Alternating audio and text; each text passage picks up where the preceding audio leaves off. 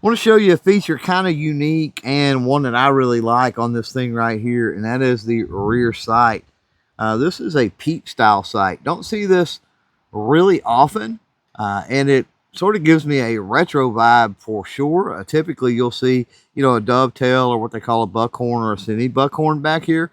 So this is a really, really cool rear sight, and it's also adjustable. And to do that, you push up on the back of it, and you've got this little adjuster right here.